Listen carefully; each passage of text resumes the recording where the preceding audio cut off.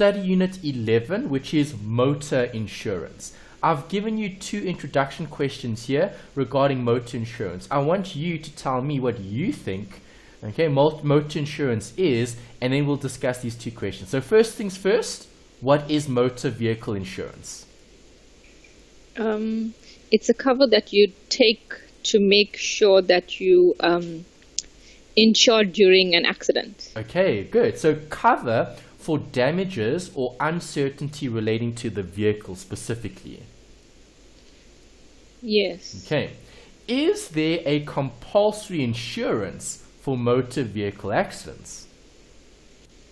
No, I don't think so. Really? I think it's left onto the individual if they want to take insurance or not. True. Okay, so voluntarily, you as an individual can voluntarily cover your vehicle for damages should you be in an accident. Okay, but is there compulsory insurance for motor vehicles? The answer is actually yes, and you're actually paying this every day or every week or every month depending on how often you do something. Oh, is it taxes? Yes. Are we getting taxed? Okay, it's called a fuel levy, okay, for the Road Accident Fund. And RAF. Yes, RAF. Okay, so there is an inverted commas compulsory insurance that we're actually paying that we're not really aware of. Okay, and we'll discuss that later when we get to the theory. Okay, but just to give you the answer to this question, the answer is yes, there is a compulsory insurance. It's part of the taxes that you're paying towards government to assist with things like this, car accidents. Okay, when we have a scenario on the road. Okay, because sometimes accidents are caused by bad roads. Yes, true. So now, is that your fault or is that the road's fault? It's the government's fault. It's the road's fault. Okay, the road wasn't maintained, so yes, it's partly government's responsibility, and that's why there's this fund. Okay, a road accident fund to help with compensation for certain claims. Okay. Okay, what is covered under this compulsory motor insurance? What do you think is covered? I would assume if your car gets damaged by a pothole or a sinkhole or something like that. Good. Okay, so as we said, bad roads. What else? Potholes. Would you say trauma? Yes. Okay, what about disability perhaps? Yes. Okay, so what happens if you're not causing the accident, but you're a victim of an accident? Yes, like a third party or like a taxi accident. If you're using what you call like taxis or buses or stuff like that. Yes, good. Okay, so it can be specifically to the vehicle, okay, or it could be something related to it. Okay, so you might be a pedestrian that's involved in a motor vehicle accident, but you're the victim, not the driver or the you're not part of the vehicle as such. Okay, so we're not only looking at restoring and fixing vehicles here. That's the point I want to try and make. It's also for other things as well. Okay. Okay, so there's a note about the Road Accident Fund. Okay, back in 2013, this is what they've given you in the textbook, as far as I can remember. Obviously, it's outdated. I'm going to give you the real stats just now. So we spoke about this as being a compulsory insurance. Okay, back in 2013, we were paying 0.96 cents per litre of petrol toward this fund. What does the fund do? There's the definition. Compensation for any third-party loss or damage suffered as a result of bodily injury or death caused by the negligence or other unlawful act. Okay, so maybe you were a victim of a drunk driver. Okay, a drunk driver shouldn't be driving, but they were, and they caused an accident. Maybe you weren't even in a vehicle, but you were a pedestrian. Okay, and they bump you over. Okay, you don't die, but you get crippled. Okay, would you be able to claim? Well, you'd obviously sue the driver in their personal capacity for negligence and maybe possible manslaughter, perhaps. Okay, if there's death. Okay, but if there wasn't, you'd obviously sue for compensation. Yeah. Can you claim from the RAF? Yes. Yes. Okay, compensation for third-party loss or damage suffered. Okay, as a result of any bodily injury or death. Okay, we'll discuss different scenarios. Okay, my question to you is, how much do we contribute towards the RAF today? Okay, as it stands, after we had the budget in 2017, obviously Feb 2017 is the most recent budget, the fuel levy went up. Okay, that was something that was mentioned. Right, but remember, Yes. the fuel levy is paying for lots of different things. It's not only for the road accident fund. Road accident fund is just one part of it. Okay. Okay, obviously government collects taxes as well from petrol, from fuel, okay, and diesel and so on. So how much do you think we're paying? Okay, so how much is the average cost of petrol in the country now, currently? It went down a little bit on Wednesday.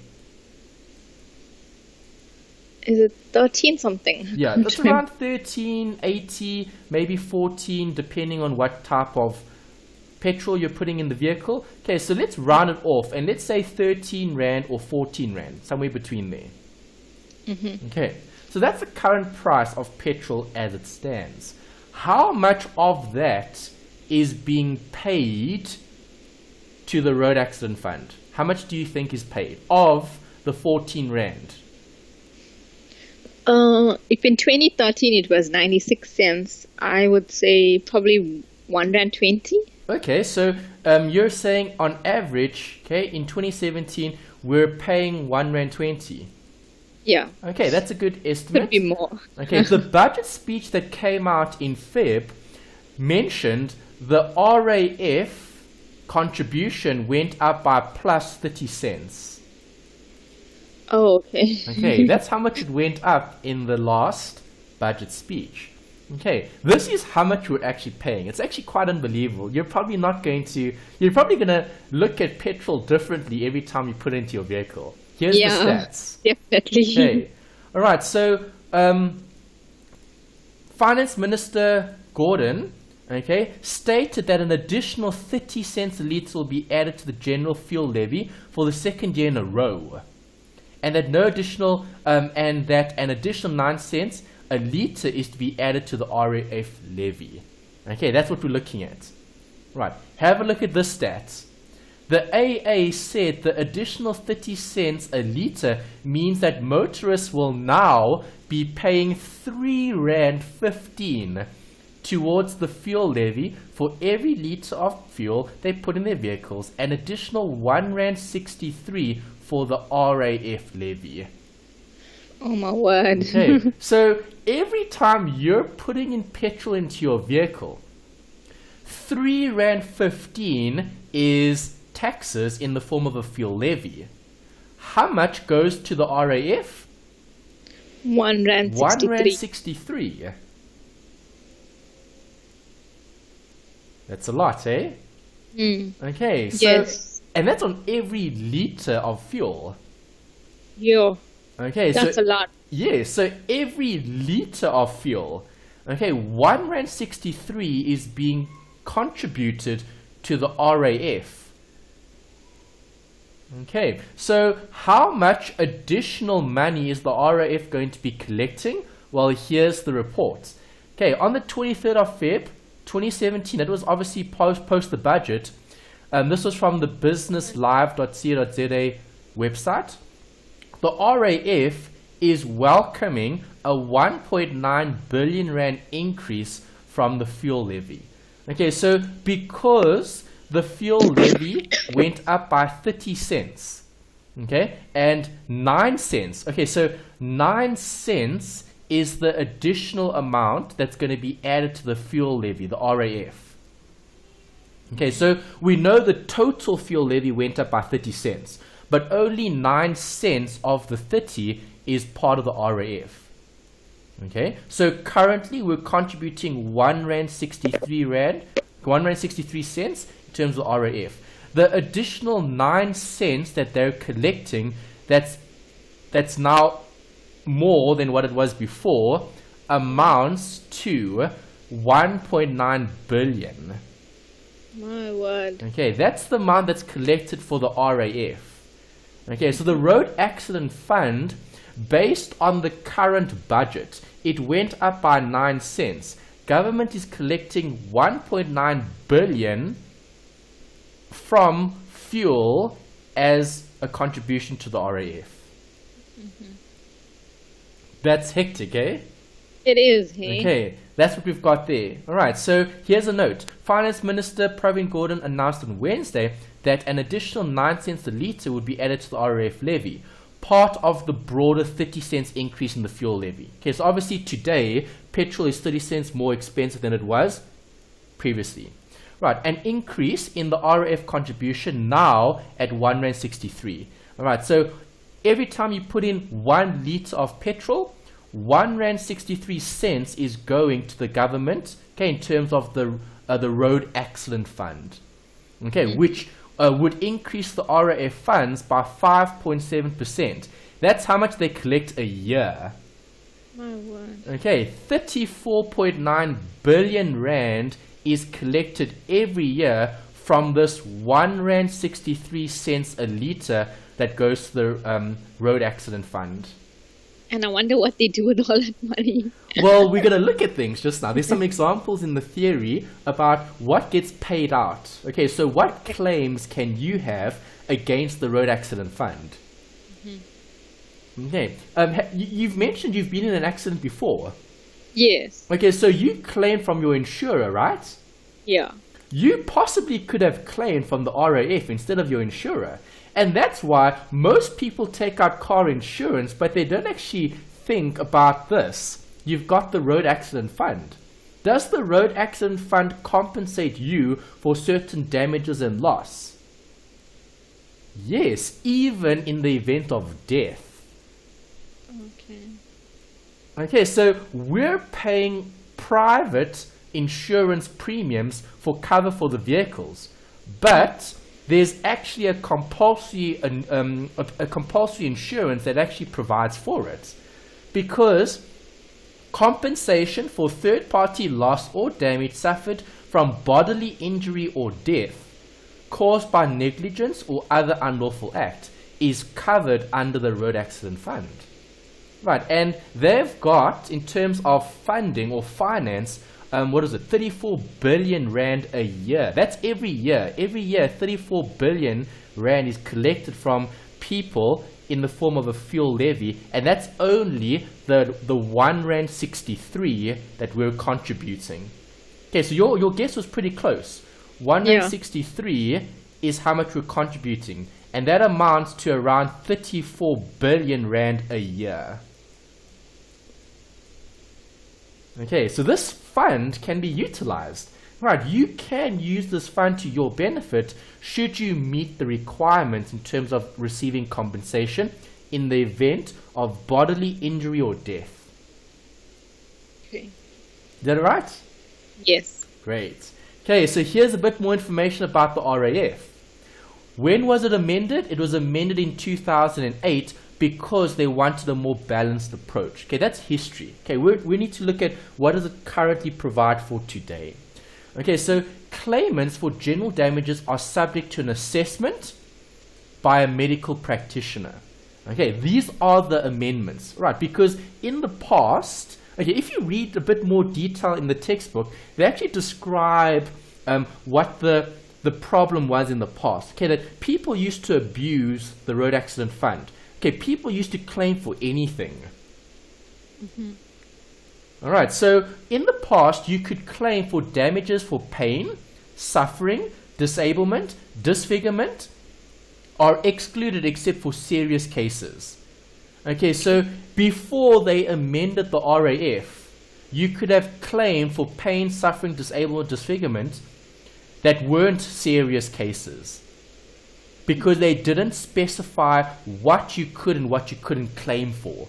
Right, because remember, in insurance, you need to approach the insurer and you need to submit a claim. If your claim is approved, it gets paid out. Do you agree? Yes. Same thing happens with RAF. Okay, you submit a claim, you provide documentation. If your claim is processed and approved, it then gets paid out. Okay, so in the past, before 2008, before they amended the legislation, these are the type of cases that could have arose. Okay, so Melanie, have you ever witnessed an accident? Yes, I have. You have. Okay, what was the accident? What happened? It was a lady that hit the red robo. Okay, so the lady hit the red robot. Oh, yeah, hobo. And, the robot, and no, she didn't stop at the red robot, so she knocked into somebody. Oh, she knocked into. Did you say robot or hobo? Robot. No, she didn't stop at the red robot. It wasn't one of those beggars. No. Okay, she didn't hit a beggar. She hit a person. Yeah, she hit another car. Oh, she hit another car. Is that all? Yes. Okay. So you actually saw the accident? Yeah. Okay. Was it like gruesome? Did someone fly out the window? No, it wasn't gruesome. Okay. But I think there was people sitting in the back, so she hit the back of the car. So I think someone probably got hurt. Okay. All right. So in that scenario, okay, in the past, okay, if you drove past a gruesome accident and you saw let's say the car hit someone that was standing at the robot. Yeah. And this person went flying and the limbs went everywhere. Gosh. Okay, are you going to have pain and suffering?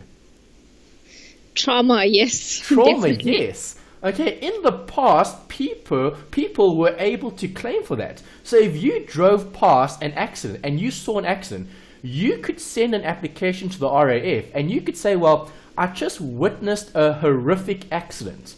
There was blood and body parts flying all over the place. And that seriously affected me and now I'm traumatized. And now I want R1 million compensation because I'll never be the same person again. Are you serious? Yes, I'm serious. And those were the cases that occurred before. Why? Because there were no definitions. No one specifically and even before that, did you have to have an assessment? No. Now you do. Okay, because of the amendments. Okay, so let's assume that you did witness a horrific accident and there was blood and body parts flying all over the place, okay? And you have got trauma, right? And now you're emotionally scarred and you can't even sleep at night because it's such a horrific accident. What must you do? You have to go to a medical practitioner and they have to assess that you are suffering from, let's say, from the event, okay, that you were traumatized. Okay, because now they require that. It's a requirement. In the past, you didn't need that. You just needed to put in an application. You just need to prove, I was at that intersection at that time on that day when the horrific accident occurred. And I saw blood and I saw all sorts of other things that traumatized me. Right, and if your application went through, you get paid out compensation. Okay. Wow. Right, so things have changed a lot because people in the past did commit things like that, fraud. Okay, but it wasn't fraud because someone could have said, well, I was traumatized because I saw a horrific accident. Okay, who are you to say that that person wasn't traumatized? Yes. All right, so in the past, see, we didn't have the rules in place to prevent things like that from happening. So if those claims were being made, the Road Accident Fund had to honor those claims because there was no guideline in terms of, were you assessed? Were you indeed traumatized? Even if you were in an accident, okay, what happens if you break your arm or your leg? All right, that needs to be a serious case. Before, maybe you just got a little scratch. Yeah. Okay, and now, because I got a little scratch or a little bit of whiplash, okay, I got a little bit of whiplash, now I need to go for a physio to get my neck right, and then I want to claim that. In the past, you could claim it. Now you can't, because it must be a serious case. Okay. Okay, and that's the big difference between what happened before and what happened now. Okay, and obviously you've probably seen some reports, even though the road accident fund is collecting like 34 billion a year, they're still in a negative financial position. Yes, I remember hearing that somewhere. Yes, okay. People are actually talking about the road accident fund as being, inverted commas, technically insolvent. Yeah. Okay, because even though they're collecting all the revenue, it's still not enough. Okay, because of all these other claims. Right, because you know as well as I do, the roads are very dangerous. Do you agree? You hear of accidents almost every day. But then I think it's very, yes. Yeah, Okay. I think it's very poorly managed. I know the roads that we used to travel to work, Yes. it's terrible. There's lots and lots of potholes. And then you see when they do end up fixing the road, they just take forever to do it. Yes, and it causes accidents. Yes. So now who pays for that? The road accident fund. Yeah. So the next time you hit a pothole, okay, if you don't claim from your insurer, which you probably do, you would claim from the RAF. Yeah. Okay, because it's the inverted commas compulsory insurance that we're all paying every time we put fuel in our vehicles. Yeah. Okay. All right, so that's what the RAF does. Damages for loss of income and support is capped. Before, it wasn't capped. Okay, so now you were driving your vehicle and you hit a pothole, your vehicle turns over, it rolls, okay, and from that accident, you're paralyzed. Okay, and let's say you were a sportsman or woman. Mm-hmm. Okay, can you claim for loss of income? Yes. Yes, well you can say, well, I'm an athlete. If I don't have my legs to run, I can't be an athlete. And then you could claim damages that were not capped. Now it's capped. So you can say, well, I could have been an Olympic athlete. So now I want loss of income from all the Olympic events that I could have gone to. Okay. Okay, and see, those are the type of things that happened in the past. And was the income capped? No, it wasn't. Right, so you could have claimed for $1 million a year, $2 million a year, $3 million a year, $4 million a year, depending on what line of work you were in. And did the RAF have to pay? Yes. Yes, they would have to. Okay, so let's think about this. So you're in a specific job, earning a specific income. Okay? If you were in an accident, you could claim for damages for your loss of income. So let's assume that because the car accident had caused whatever disability and you weren't able to do your job, okay, will the road accident fund pay you for loss of income? Yes. And then they'll pay you your monthly income for the rest of your life up until retirement because you were in a car accident. And would that be capped? Yes. In the past, no. Now it No. is. Now it is. Okay. Limits are adjusted for inflation quarterly, and amendments have been issued in the insurance industry as drivers need to take responsibility for loss. See? What are they trying to do? They're trying to place more responsibility on the citizen rather than the road accident fund. Yeah. Okay, so amendments have been made so that they end up paying out less claims. Okay. Okay, the responsibility is placed more on the drivers rather than the road accident fund. Okay, so if you do hit a pothole and you do cause an accident, well, maybe there could be an argument, well, you should have been a better driver, you should have avoided the pothole. Okay, so then they might say, well, we're not going to pay out for the accident that you caused out. Okay, yes, the road had a pothole, but it wasn't the pothole that caused the accident. It was the bad driving. Do you see? Yeah. Okay, it becomes problematic because they're placing more responsibility on the driver than they are on the road accident fund. Okay, so whether or not you can claim, you're going to have to submit your application. If it is claimed, then great. If it isn't, well then you'll have to cover the loss, or your insurer has to cover the loss. Okay. Okay, makes sense.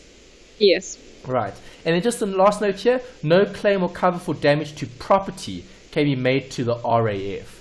Okay, so if, here's an example. You're driving your vehicle, okay, and you smash into someone else's property. Okay, or let's say someone else smashes into your property. Would you be able to claim from the RAF for your damages to your property? It says I can't. No, you can't. Yeah. So even though it's vehicle related, so let's say a reckless driver is driving around the suburb, okay, and they're driving past your house and they swerve and they hit your gate. Can you claim damages for the gate? No. No. Okay, but if you were standing at the gate and that car hit you at the gate, can you claim for the damages that you sustained? Yes. Yes. Okay, so if you were paralyzed or disabled or injured, okay, you would have a claim against the road accident fund because it was specific to the vehicle, not to the property. Okay. Okay, the property you'd have to claim from your insurer, okay, or you're going to have to sue the guilty party for damages for that event. Okay. All right, so we get different types of motor insurance. Okay, what are we looking at here? Are we looking at RAF? No. This is looking at private motor insurance, okay, where individuals or businesses are going to be taking out cover for the actual vehicle. Right, you get third party only. What is third party only? Well, it only covers you for damages the insured is liable for as a result of the use of an insured vehicle. Okay, so meaning, if you cause an accident, will you have cover? Yes. Yes, as long as that vehicle was insured for third party cover only. Okay, so no cover for your vehicle, but covered for the damages. Yep. Okay, so the damages that you create for that other individual, because it was your fault because you created the accident. Okay, but who fixes your vehicle? The insurance. No, you do, because it's no cover. No cover for the insured's vehicle, because this is third-party cover only. Cover only, okay. Okay, if it's third-party fire and theft, then it's an extension from the first level. Okay, because now, insured for loss or damage arising from fire, explosion, or theft. Right, so if a vehicle is stolen and it's recovered, okay, that will be covered. Okay. Right, that's third-party fire and theft. Okay, only for third-party fire and theft. Right, so let's say your vehicle's parked next to a building and the building burns down. Okay, and the fire from the building damages your car. Okay. Could you claim? Yes. Possibly. Or what about the, you probably heard about those cougars that burst into flames. Yes. Okay, so those cougars that are burning up, the engine's not just catching alight, would that be third-party fire and theft? Yes. Yes, because that's fire, okay, or even explosion or theft. Okay, and then obviously if you want more comprehensive cover, so you're not happy with the first, you're not happy with the second, you want everything, more comprehensive. Then you take out the third level. Comprehensive cover is all benefits above, including accidental damage to the insured vehicle and limited medical expense cover as well. Right, that's the most comprehensive. Okay, where your vehicle gets covered in the event of damages either that you've caused or that someone else has caused. Okay, it's the most comprehensive. Okay, those are the three types. Right, the first amount payable is referring to the value, okay, or the insured amount, okay, the sum insured. That's the right word to use. Okay, the sum insured. Okay, first amount payable. Right, so with motor cars, excess or first amount payable. Okay, so when looking at that sum insured, if you've got a sum insured of, let's say, give me an amount. 200,000. 200,000. Okay, that's the sum insured. There could be an excess that could be applicable. Okay, so if you have damages to the vehicle and your excess is 20,000, okay, 10% excess. Right, how much do you pay if the damages are 50,000? Excess is 20,000. Who pays the excess, Melanie?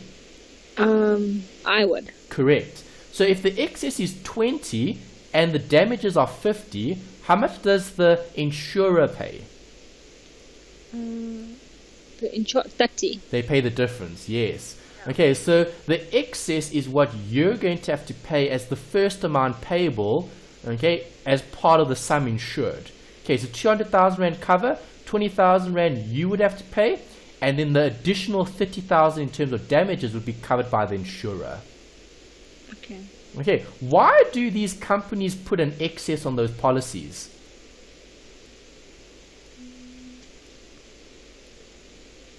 Okay, so Melanie, do you have an excess on your car insurance?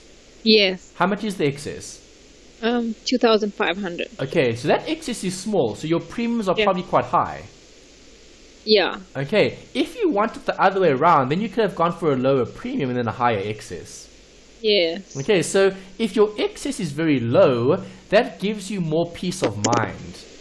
Yes. Okay, because now you know if you are in an accident, whatever the accident is, it can be serious or minor, you're only going to ever have to pay the 2,500. yes, the first 2,500 Rand worth of damages.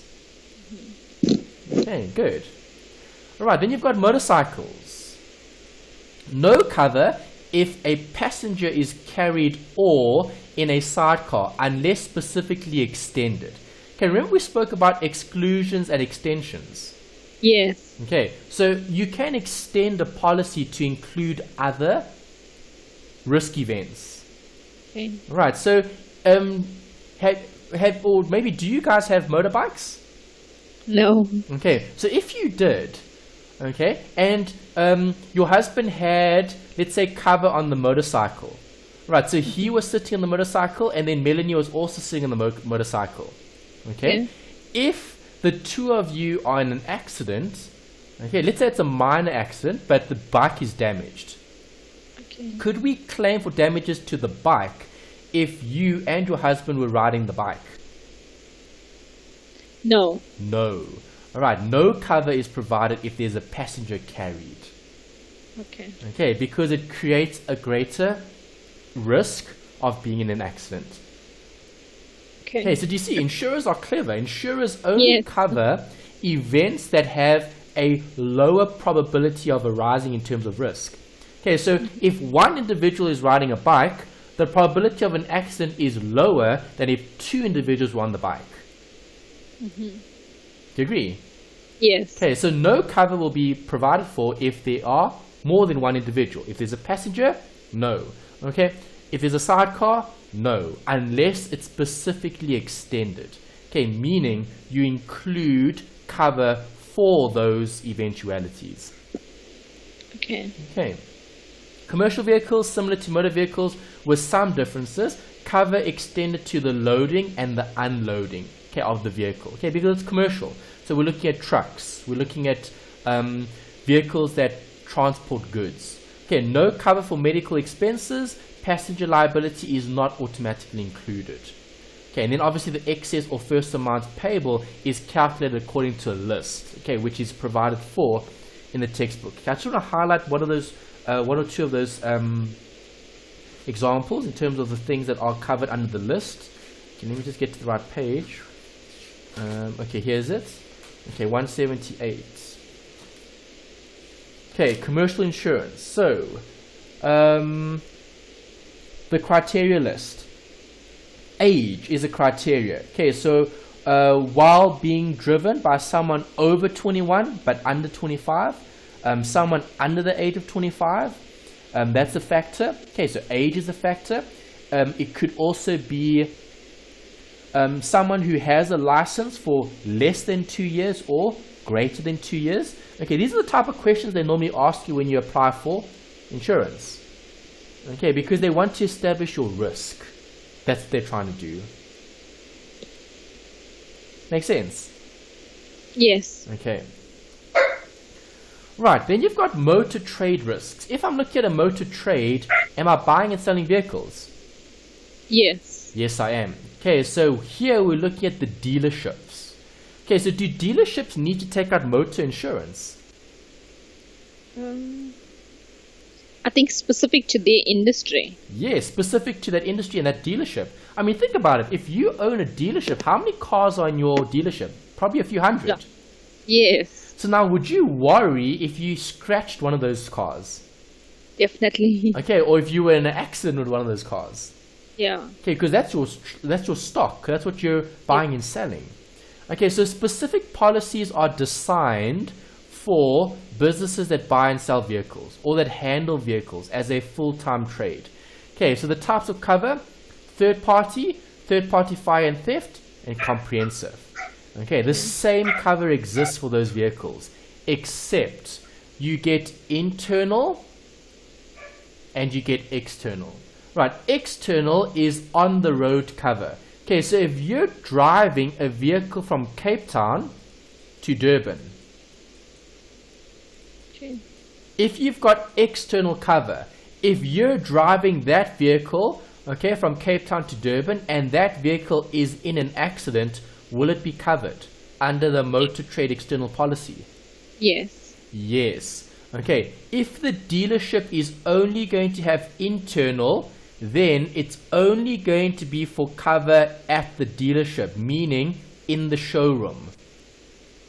Okay, not on the road. Okay, so if you're on the road and you scratch the vehicle, or the vehicle is in an accident and you don't have external cover, you only have internal cover, will it be covered? Yes. No, it won't. Okay, because only internal, meaning only at the dealership. Dealership. Yeah, if it's internal. If it's external, then it's on the road as well. Okay. Okay. Alright, then I've got to note about the methods for rating. You get different ratings that can be applicable for different types of vehicles. Okay, motor vehicles, commercial vehicles, motorcycles, it all depends. Okay, what do they look at? They look at the cover required. They look at the area. Okay, so where are you parking your vehicle? Is it in a parked garage, or is it a carport, or is it open? Okay, what type of vehicle is it? Right, what is the value of the vehicle? What is the vehicle used for? Okay, so is it for commercial purposes, or is it for residential or passenger? Okay, recreational. Right, and what is the age of the driver? Those are some of the things that they look at in terms of your rating. Okay, earlier on in one of the separate sections, we spoke about a reasonable man's test. Do you remember that? The reasonable man test. Yeah. Okay, so if I'm applying for life insurance, is it reasonable for them to take a blood test or a saliva test? Yes, I'm sure they would. Yes. Yeah, but if you're applying for motor car insurance, are they going to be taking your blood or your saliva? No. No. Okay, because in terms of reasonable man test, it's not reasonable. Okay. Reasonable. Can they ask you about whether you're a smoker or non-smoker for a motor insurance application? No. Okay, it doesn't make any sense because Yeah. it's not reasonable. Okay, the reasonable man test, knowing if a driver is a smoker or a non-smoker, doesn't make them a better or worse driver. Okay, knowing their age does.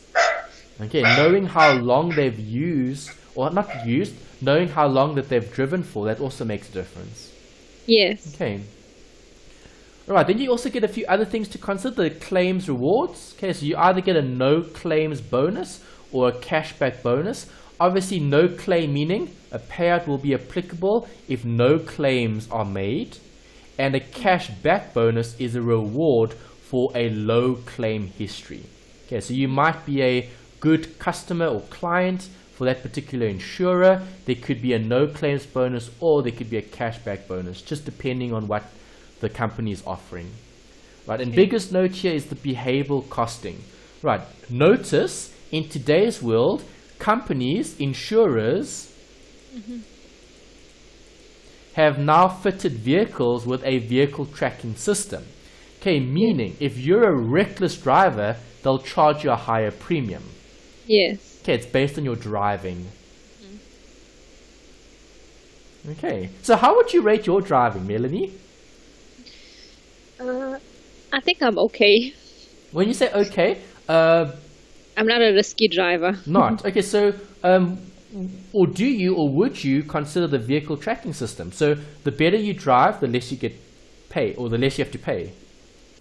I know Discovery offers that now, but in certain instances, you do have to drive fast. True. So Melanie is only a good driver if she's not in a hurry. Yeah.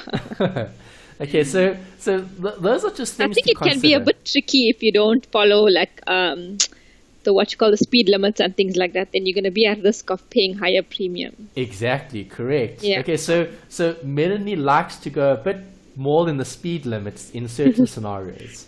Yeah, certain. Okay, but yeah, so it's just something to consider. Just something that I've added here in terms of behavioral costing. Because earlier on we spoke about insurable interest.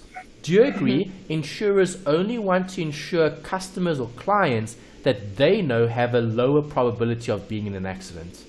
Yes. Okay, they don't want reckless drivers, and that's why the industry has introduced something like this, because it allows them to better group or classify their clients.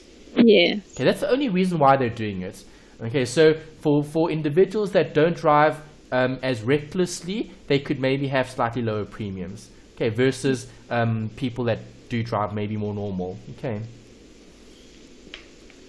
Right, and I think we've got one more slide here, and that wraps up this section, the claims handling process. When you have a claims handling process, who manages or let's say who processes the claim? I think you just contact the claims department directly. Correct. When you have, Yes, the claims department is going to have a processing department, or let's say an application perhaps. Okay, so you're going to have to apply for a claim to be processed. Okay, and that follows the rules of that particular insurer. Okay, motor assessors assess the damage or the loss relating to the hijacking or theft. Okay, why is that important? Because sometimes you can overclaim something. Correct. And sometimes, because remember, you're the driver of the vehicle, so you're always going to say, well, the damages are a lot worse than expected. Yes. Okay, definitely. so if you've got cover for 200, okay, you might be saying, well, I want a new vehicle. What's the insurer going to say? Let me send out the assessor. Exactly. Okay, I first want to see what the damages look like before you can get a new vehicle.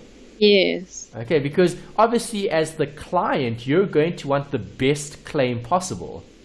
Definitely. Okay, so you don't want the vehicle to be repaired. You'd want a new vehicle. Yes. Okay, in some instances that can be applicable, in other instances it's not. Okay.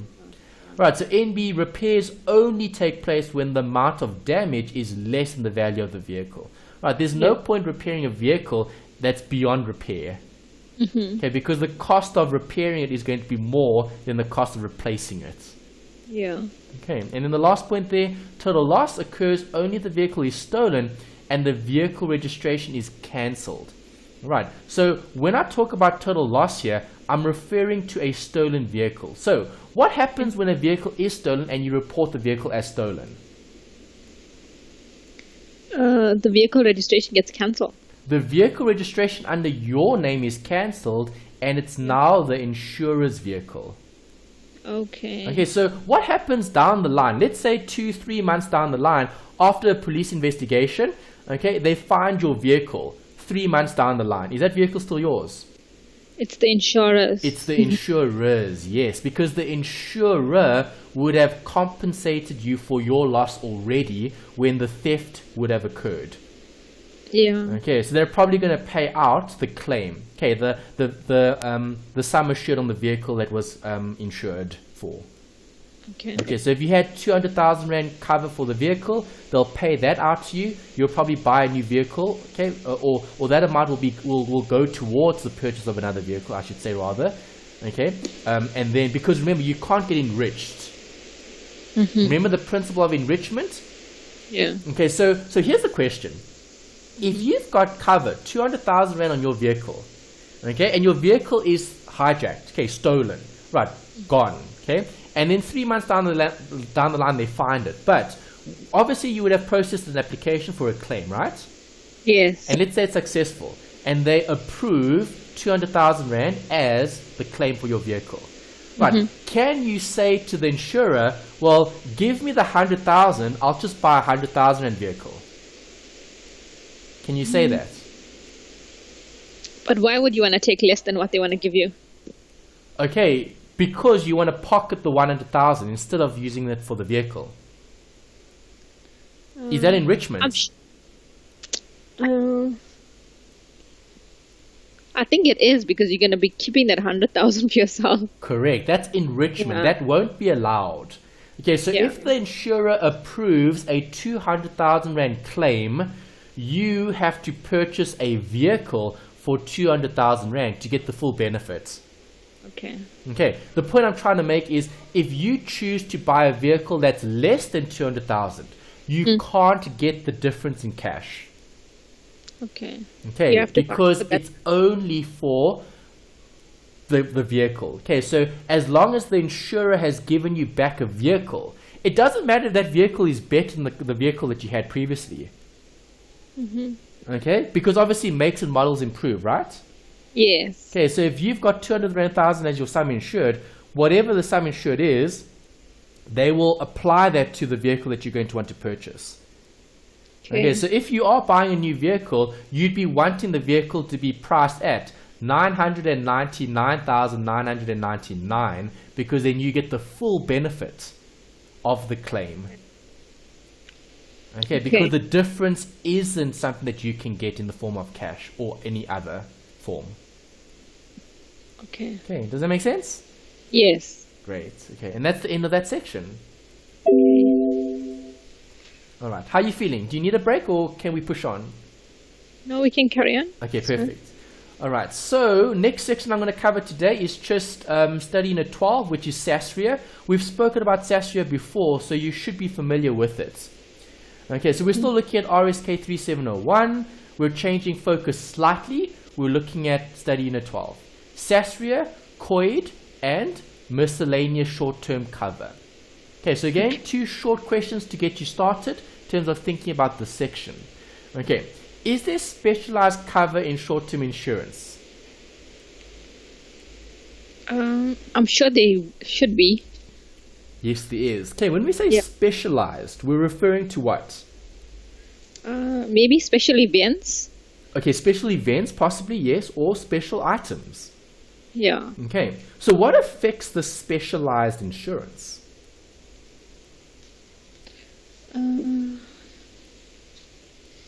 The special events that would occur. Okay, so the probability of that event occurring.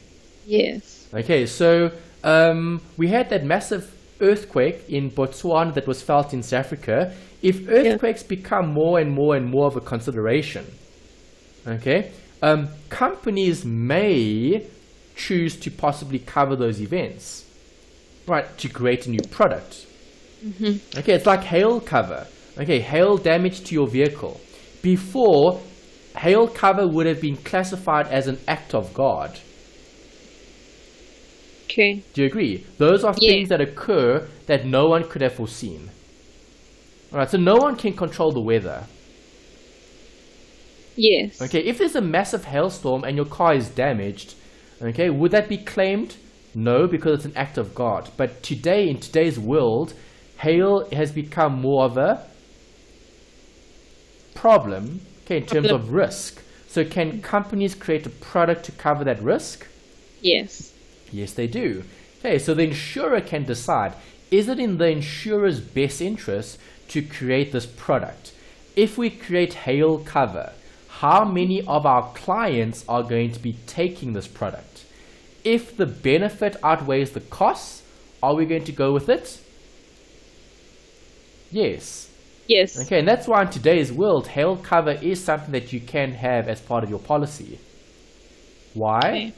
Because from the insurer's point of view, it makes business sense to offer it as a product. Cover. Okay. So from the insurer's point of view, maybe just to talk about the earthquake example. Okay. Obviously, we heard it. We felt the tremors of the earthquake.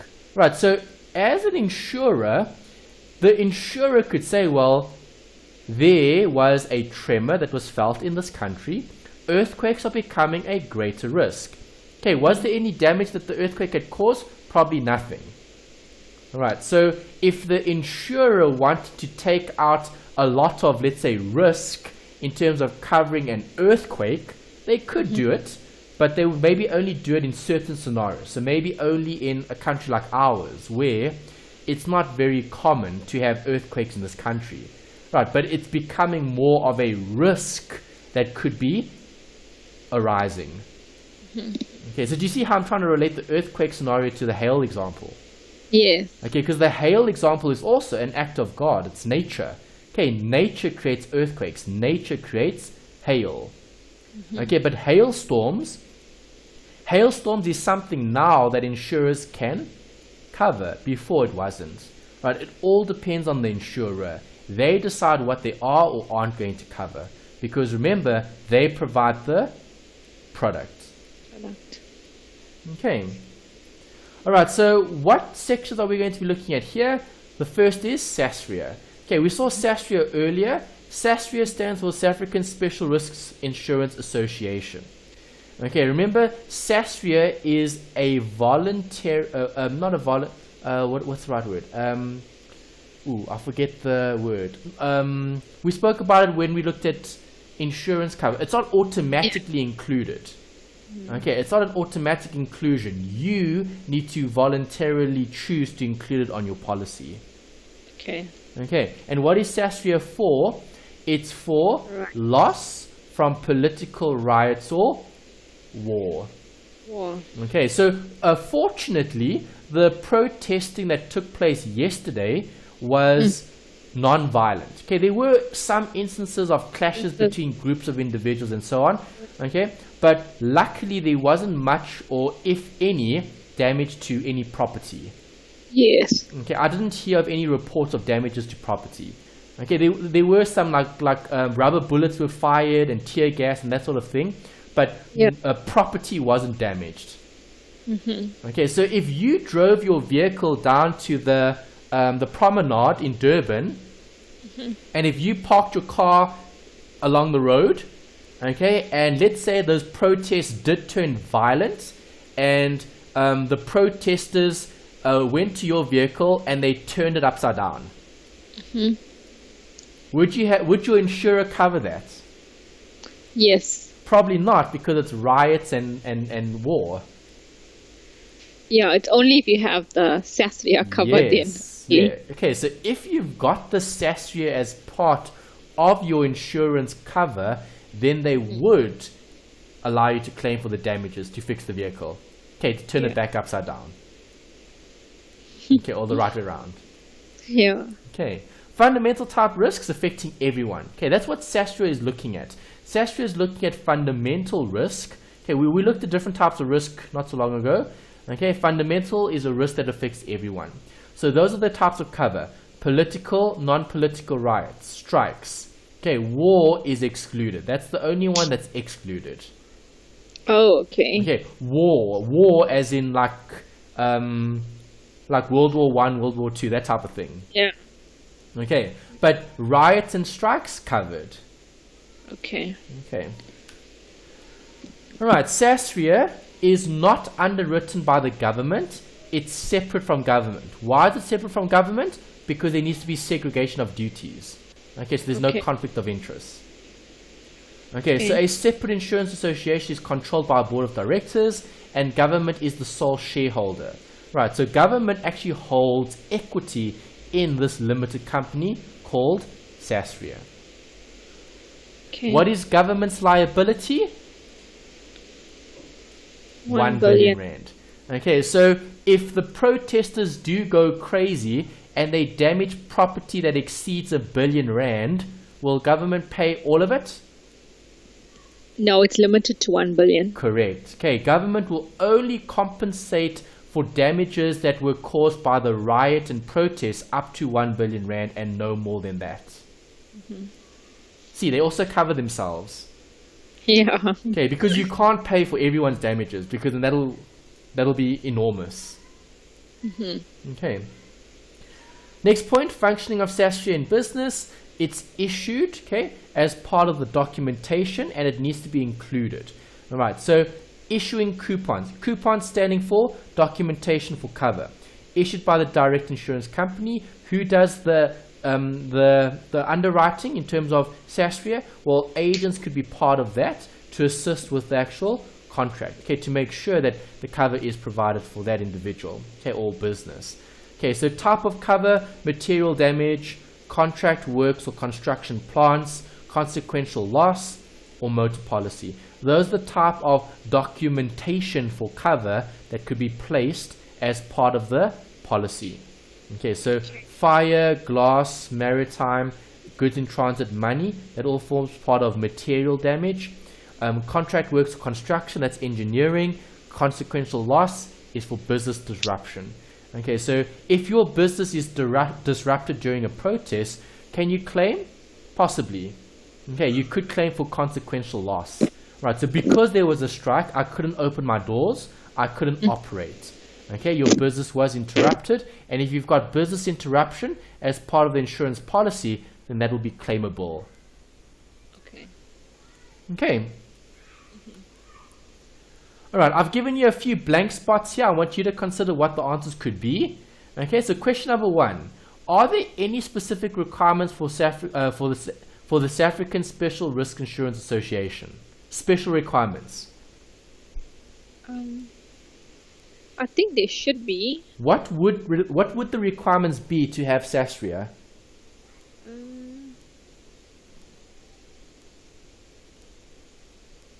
Is SASRIA a standalone product?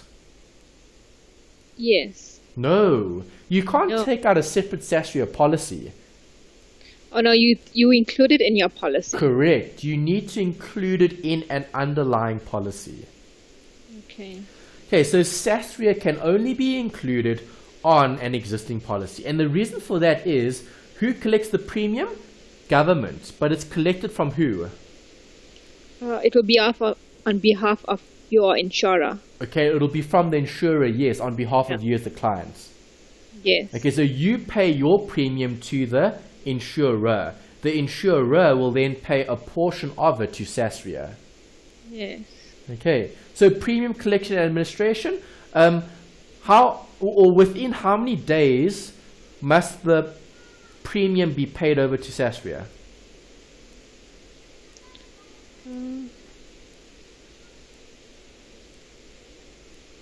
Do you think they're going to wait for the money?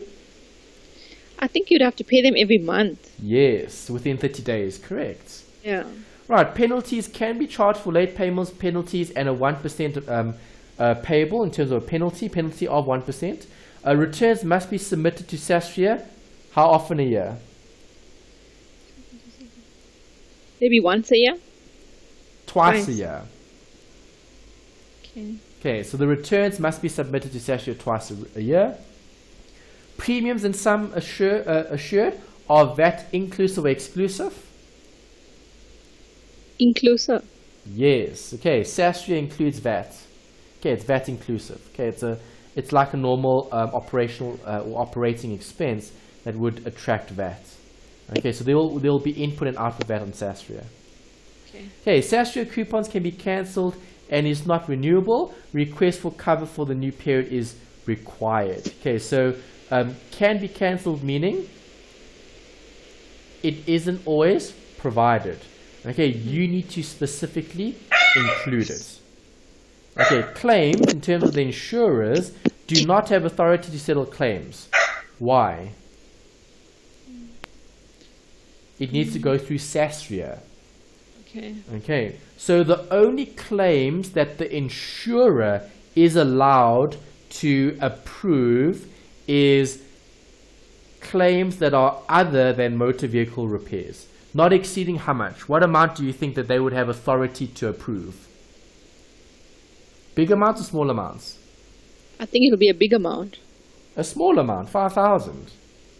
Okay, so the insurer is only going to have authority to settle claims other than the motor vehicle repairs that are not exceeding 5,000. Okay, minor expenses, minor claims. Okay, for riots and damages to property. Okay. Does that make sense? Yes. Great. Okay, then I've got a note here about the claims procedure and the documentation. It's relatively straightforward because we've looked at the claims procedure before. Okay, this is just focusing on what can or what is applicable. Okay, so what documentation must you provide?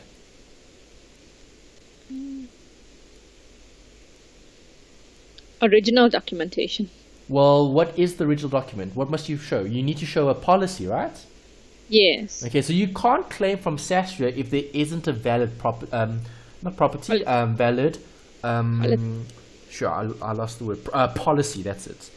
Okay, so when applying for SASRIA or when claiming from SASRIA, one needs to prove that you have an existing policy and that you've indeed included the tick box, okay, for the actual inclusion of SASRIA.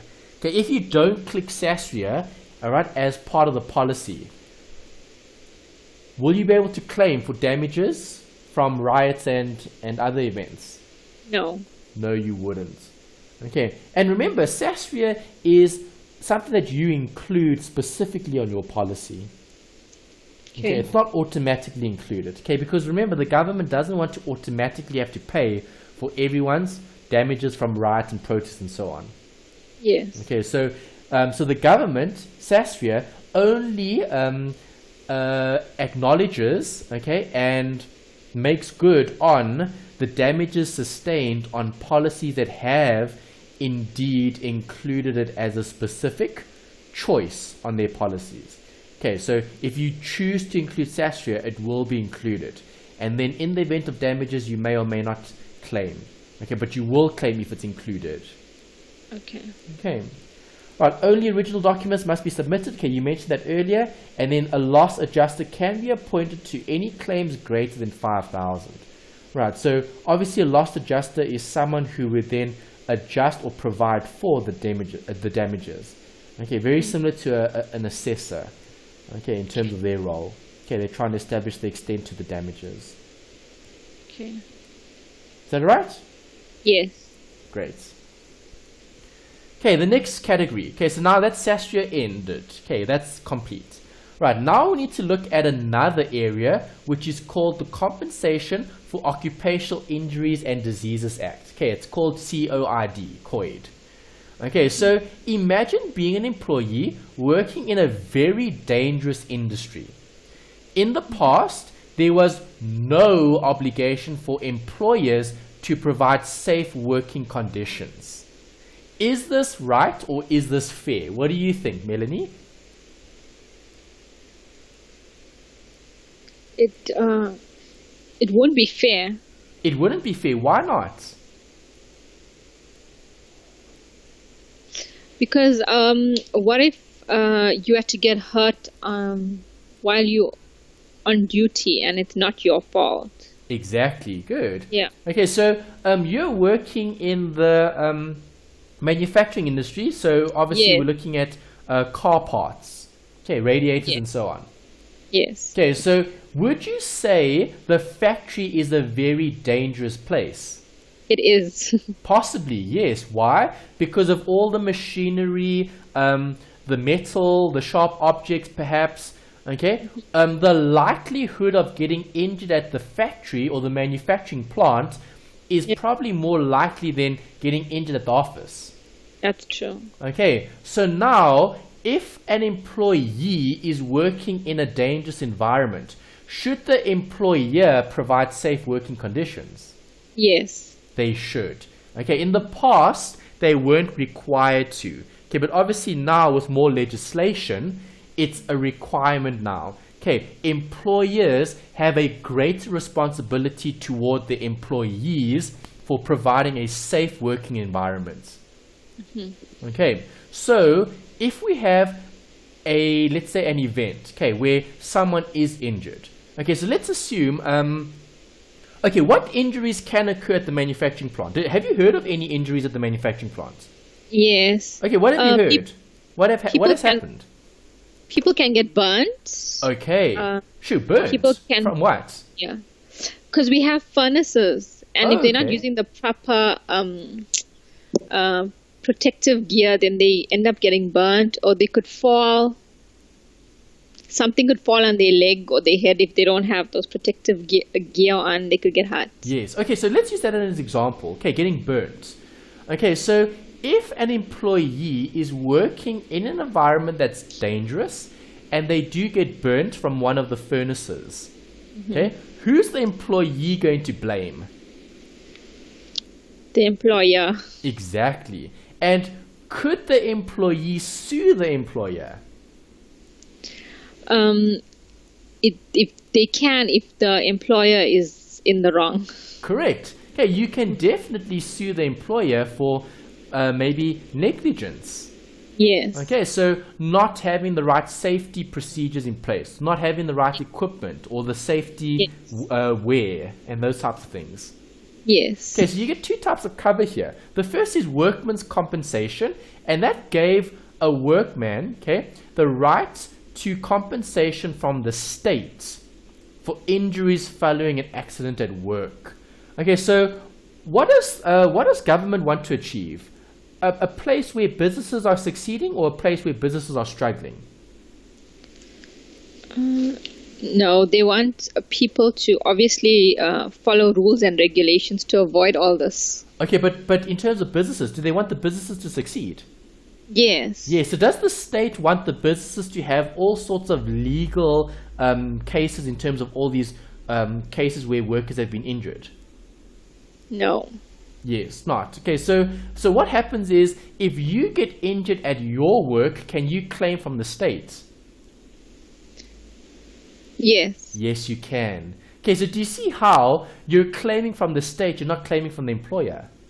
Yes. Okay, it's slightly different. Okay, because normally you would want to claim from the employer because they're the one that were employing you to do this hazardous job. Yes. Okay, but that's not the case because of workman's compensation.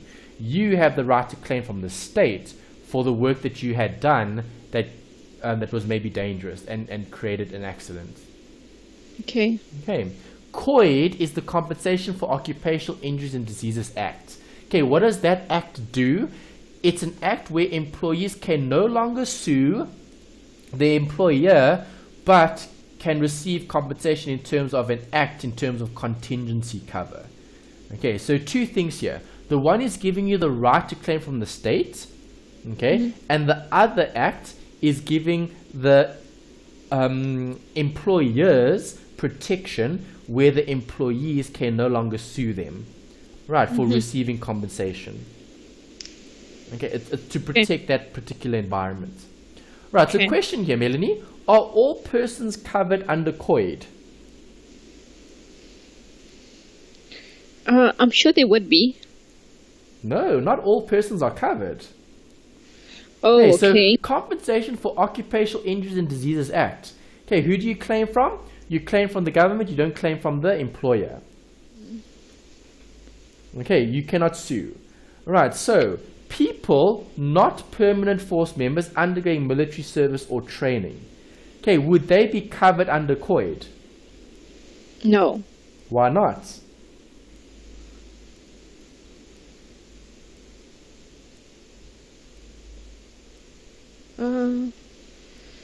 If you're working in the military, not easy, I shouldn't say that. What's the right way of describing it? Hazardous or safe profession? It's not a safe profession. Okay, it's not a safe profession. So in the military, if you're working in the military, can you die? Yes, you can. Can you fall? Can you get injured? Yes. Okay. Should you be able to claim that from the government, the states? Yes. Yes. No, you shouldn't. No. People not permanent force members undergoing military service or training, okay, they wouldn't be claimed, not covered by COID.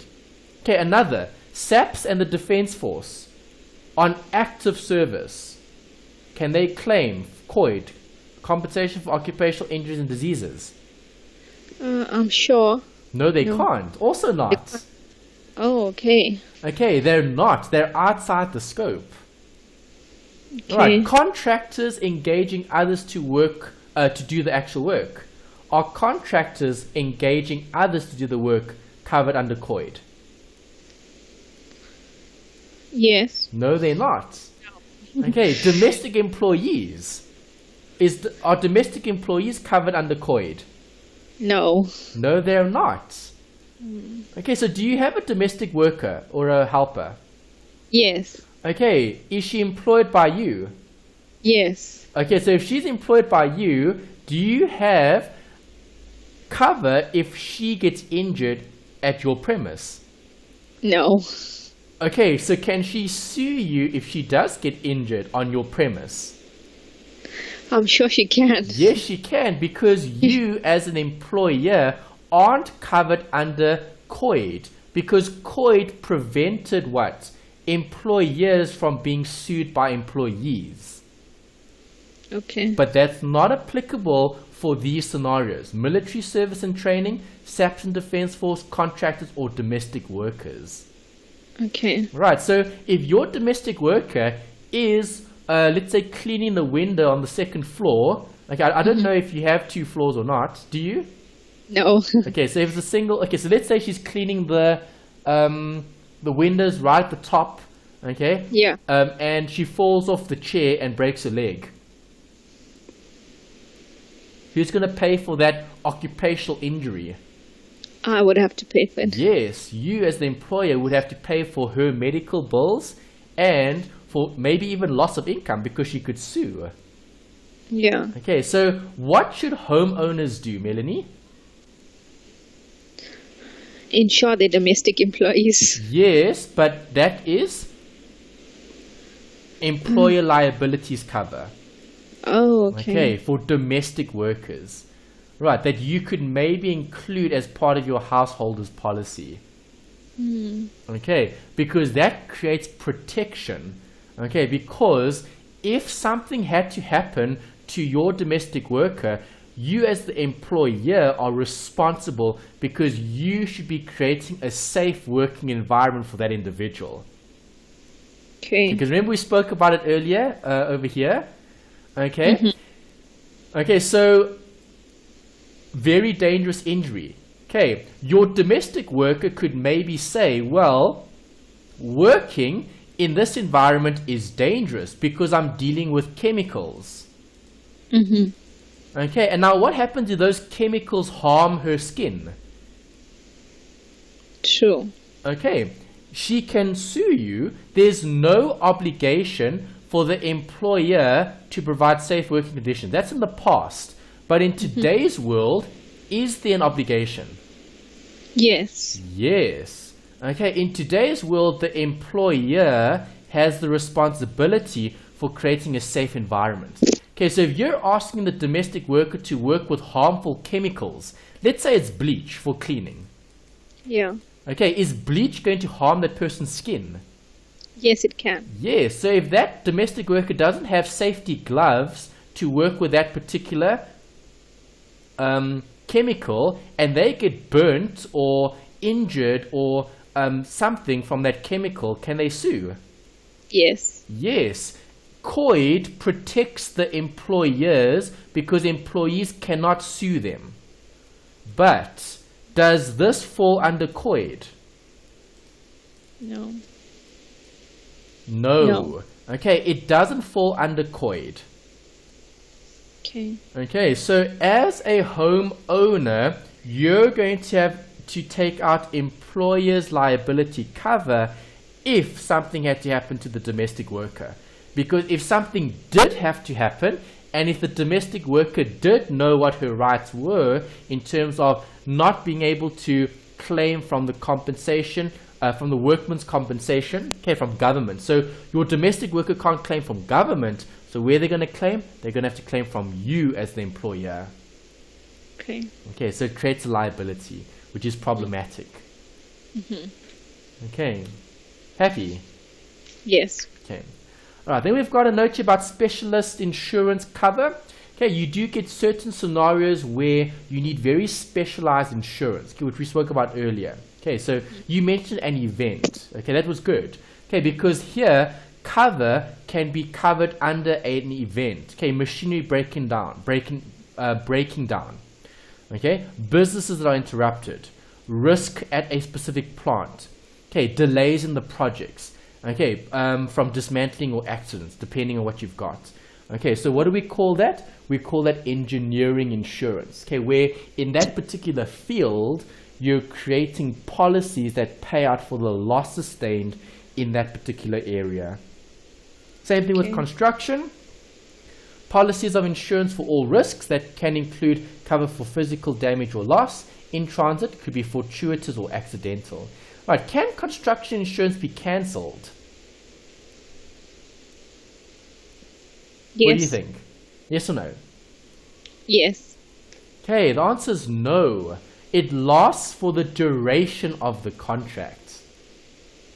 Okay, so when an insurer is going to be writing out construction insurance, they're going to have to cover for the entire construction. Okay, because the construction would be the event. Okay, building the building or building the house or whatever the case might be. Okay. Okay, so the cover that's in place is for the full duration of the contract because it is construction insurance. So it's for the construction of the building or whatever it is. Okay, so construction insurance can't be cancelled. That's the one disadvantage. Okay, so construction insurance is normally quite expensive as well because it lasts for the full duration of the contract. And the contract could be a few years. Okay. Okay, depending on how big the building is going to be. Okay, because remember, damages or loss can arise on the construction site. Yeah. Okay, it's a hazardous environment. Okay, next one is marine insurance. Marine is focusing on, or maritime. I think that the right word is marine. Marine is right here. Maritime is a different word. Okay, that's for something else. Okay, so sea transportation remains one of the cheapest methods of transporting goods. Right, cover starts when goods are sent off and continues until the goods arrive. Okay, so you get 3 or 4 different ones. You get hull insurance, okay, which is the vessel. Okay, the vessel meaning what? The boat or the contents? The vessel means the boat. The boat, yes. Okay, so the actual the boat, the hull. Okay, cargo is looking at what? It's only the contents. The contents, yes. Okay, freight insurance also related to that, and then small craft policies is also something that you could apply. Okay, and then we've got a note about aviation insurance. How big do you think the aviation insurance business is in South Africa? Big or small? I would say big. Would you say big? How big? In terms of money. Yeah, in terms of millions maybe.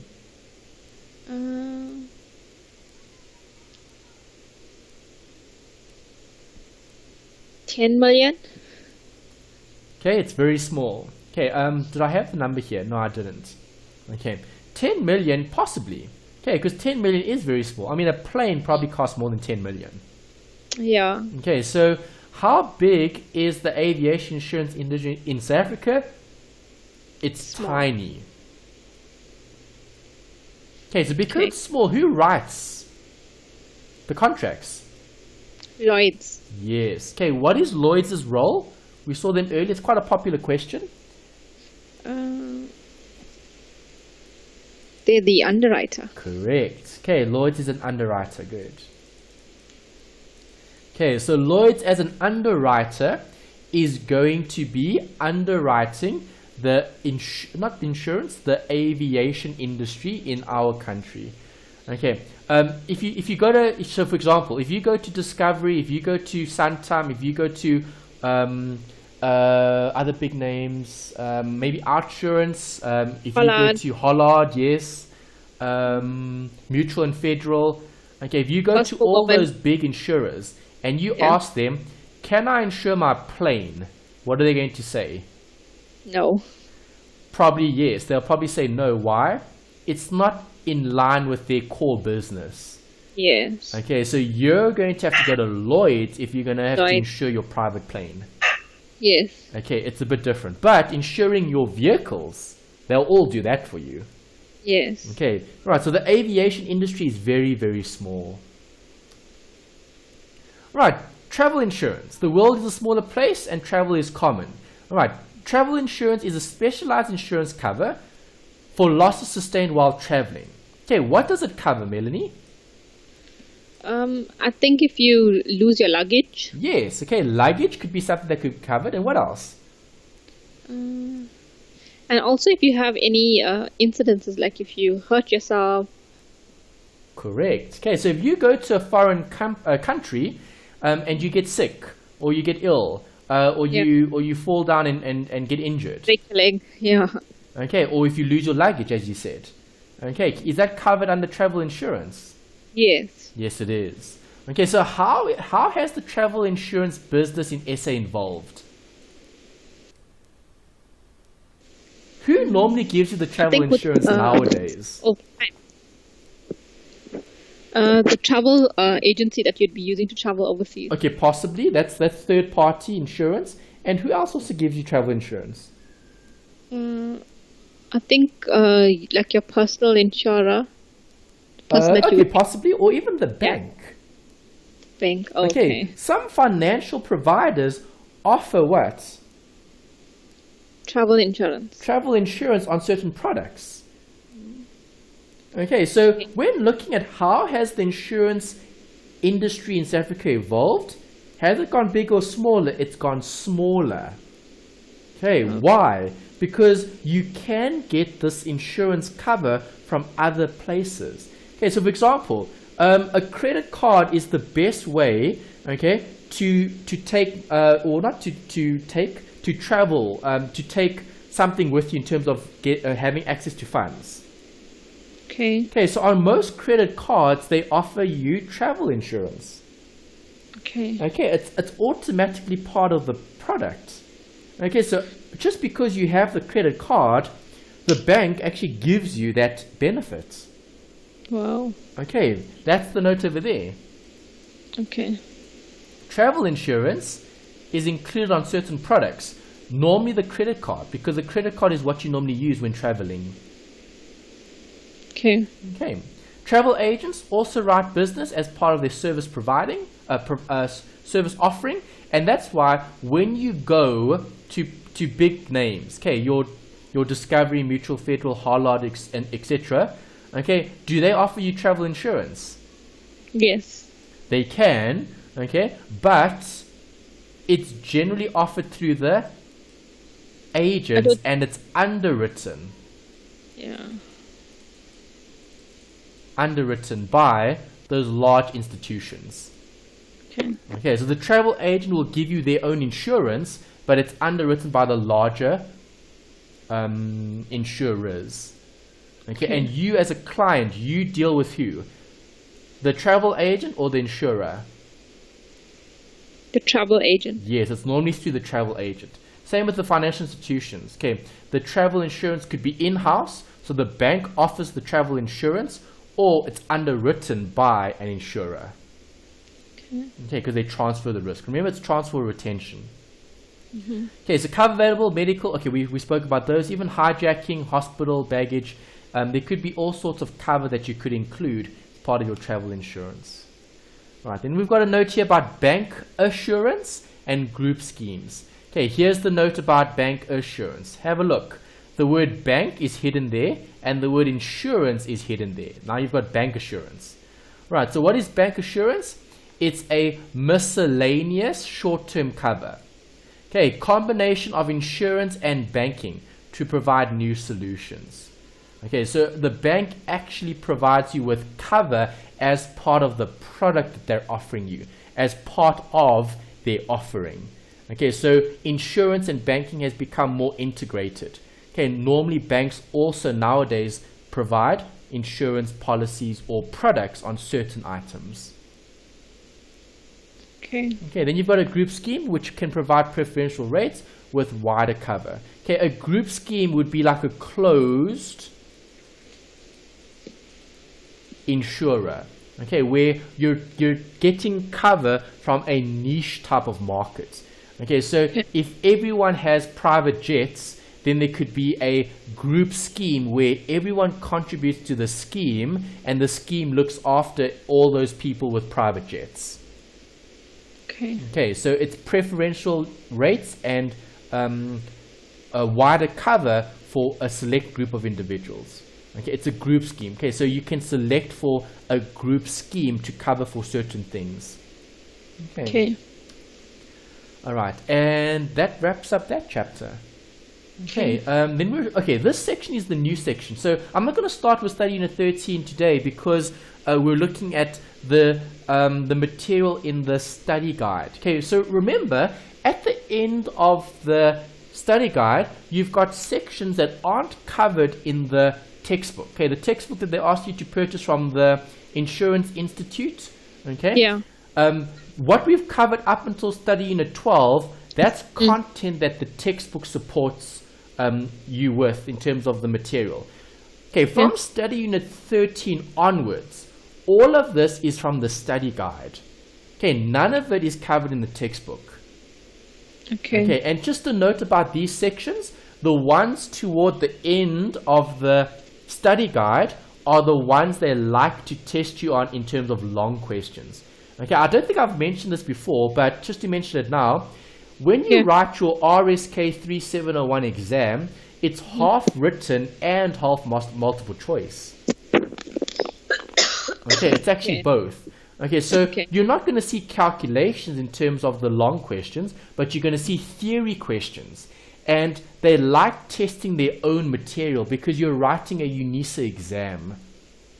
Okay, so because you're writing a UNISA exam, they test the UNISA material in the study guide in the longer questions. Okay, so in the written questions toward the end of the actual exam, they generally test you on sections that come out of study unit 13, 14, 15, 16, the last few. Okay.